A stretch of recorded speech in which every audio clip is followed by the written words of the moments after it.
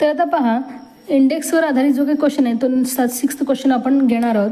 तर पहा क्वेश्चन काय आहे, a⁻1/3 multiply by a⁻1/4 multiply by a⁻1/5 divide by a⁻1/4 इथे मल्टिप्लिकेशन आहे, a⁻2/3 मल्टिप्लाय 1/a⁻, म्हणजे हे डिव्हिजनमध्ये गेलेलं आहे, 1/25 असं दिलेलं आहे. मग इथे पहा सगळीकडे मल्टिप्लिकेशन साईन आहे, म्हणजे हे जो काही कॉमन फॅक्टर आहे a⁻1/4 न्यूमरेटर आणि डिनॉमिनेटर दोन्ही सेम आहे, तो आपण कॅन्सल करू शकतो. आणि त्यानंतर पहा काय काय राहिलेलं आहे, a⁻1/3 मल्टिप्लाय बाय a⁻1/5 आणि इथे पहा डिवाइडमध्ये काय राहिलं आहे a⁻2/3 आणि मल्टिप्लाय. आता इथेही पुन्हा हे न्यूमरेटर आणि डिनॉमिनेटर दिलेलं आहे, म्हणजे याला आपल्याला जर डिनॉमिनेटरमध्ये घ्यायचं असेल तर इथे काय करावं लागेल, -1/25.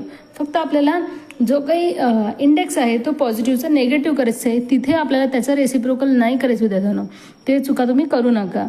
मग आता पहा पुन्हा हे मुख्य न्यूमरेटर आणि डिनॉमिनेटरमध्ये हे डिनॉमिनेटरमध्ये आहे, म्हणजे याला न्यूमरेटरमध्ये घेताना आपण काय करू शकतो, मल्टिप्लाय बाय पहा हे काय होणार आहे, इंडेक्सचा पॉझिटिव्ह होणार आहे म्हणजे 2/3 आणि मल्टिप्लाय बाय a⁻1/25 होणार आहे.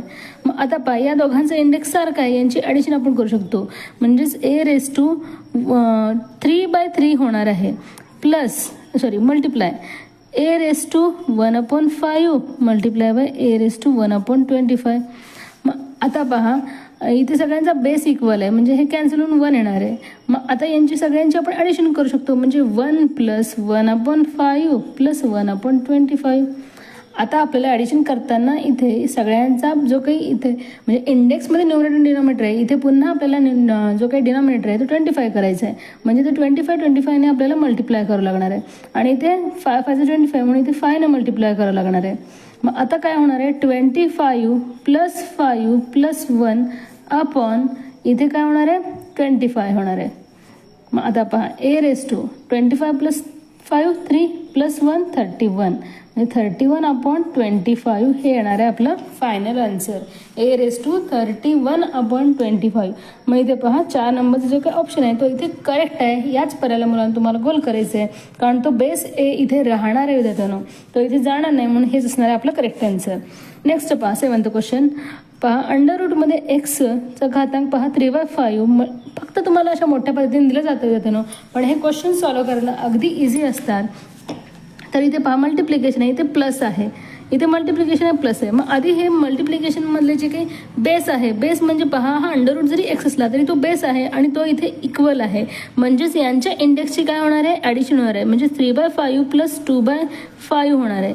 मग आता पहा 3 + 2 5, कारण इथे जो काही डिनॉमिनेटर आहे तो इक्वल आहे, म्हणजे 5/5 होणार आहे पुढे जाऊन आणि ॲन्सर येणार आहे 1, म्हणजे अंडररूट एक्स फक्त राहणार आहे प्लस 2√x राहणार आहे हे न्यूमरेटरमधलं. मग आता डिनॉमिनेटर आपण सॉल्व्ह करूयात. 2 × √x आहे, 2 × √x चा जो काही इंडेक्स आहे तो 2/3 दिलेला आहे, म्हणजे फक्त याचाच इंडेक्स इथे 2/3 दिलेला आहे, मल्टिप्लाय बाय √x चा इंडेक्स 1/3. मग इथेही पहा या दोघांची आपण ॲडिशन करू शकतो, 3/3 म्हणजे पुन्हा 1 राहणार आहे, म्हणजेच इथे काय राहणार आहे, 2√x राहणार आहे, प्लस इथे पहा √x हा पुढचा, कारण तो प्लसमध्ये आहे. मग आता पहा हे दोन्ही इक्वल झाले आहेत, हे √x 2√x म्हणजे सगळं कॅन्सल होणार आहे आणि ॲन्सर येणार आहे 1. ॲन्सर काय येणार आहे 1. मग आता आपल्याला ऑप्शन इथे काळजीपूर्वक सिलेक्ट करायचं आहे.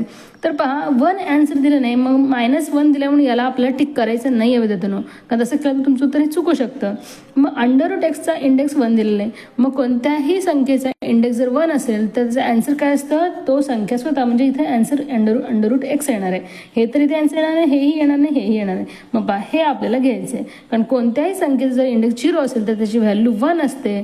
तर हे आपल्याला तर अशा पद्धतीनं दिलेलं आहे इंडेक्स की आपलं उत्तर चुकू शकतं, म्हणून आपल्याला काळजीपूर्वक इंडेक्स जो काही ऑप्शन आहे तो सिलेक्ट करायचा आहे. 1 नंबरचा ऑप्शन इथे करेक्ट असणार आहे, कारण √xचा इंडेक्स 0 याचा अर्थ त्याचा आन्सर 1 असतं, जे आपलं आलेलं आहे 1, म्हणजे याच ऑप्शनला आपल्याला गोल करायचं आहे. त्यानंतर पहा क्वेश्चन 109 = 3a + 3b + 3c = तर ABCचं किती? ते अगदी सोपं असतं. 109 हे उत्तर आपला जे काही 3चा इंडेक्स आहे, मग आपल्याला माहिती आहे 3चा जो काही वर्ग आहे, 3चा वर्ग तो काय असतो? 9 असतो. 3चा घन काय असतो? 27 आणि 3चा चौथा घात असतो 81. मग आता पहा कोणाची बेरीज 100च्या जवळपास येते? या दोघांची येऊ शकते. 80 आणि 20 100 आणि 7 आणि 1 8 108 आणि पहा एक फक्त ॲड करायचं आहे म्हणजे कोणतं तरी जे काही व्हॅल्यू आहे ते आपल्याला 0 घ्यायचं आहे. 0 घेतलं तर ॲन्सर 1 येतं. म्हणजेच पहा ॲन्सर काय येणार आहे? 3 + 4 + 0 = 7 येणार आहे. म्हणून इथे 4 नंबरचं ऑप्शन करेक्ट असणार आहे. असाच क्वेश्चन आपण आधीच्या व्हिडिओमध्ये देखील सॉल्व्ह केला होता. त्यानंतर पहा 3⁻³ म्हणजे 3चा घन किती असतो? 27.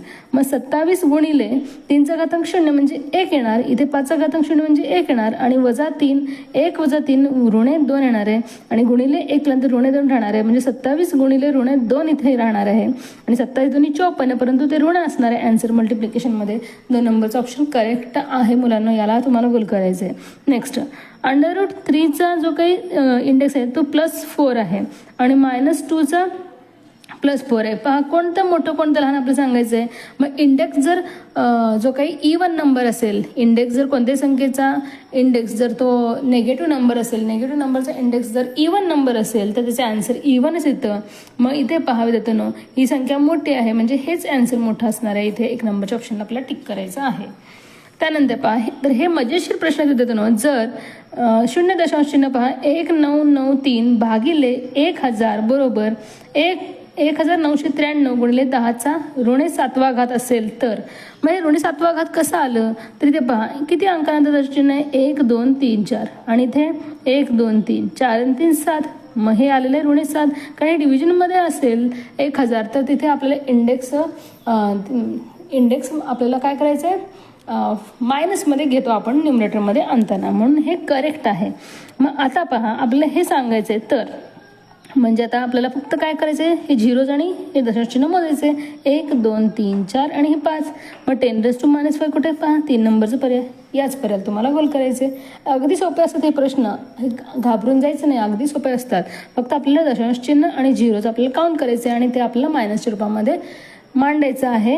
न्यूमरेटरमध्ये डिनॉमिनेटरमध्ये असेल तर आपल्याला ते प्लसच घ्यावं लागतं. त्या हिशोबाने आपलं सॉल्व्ह करायचं काळजीपूर्वक.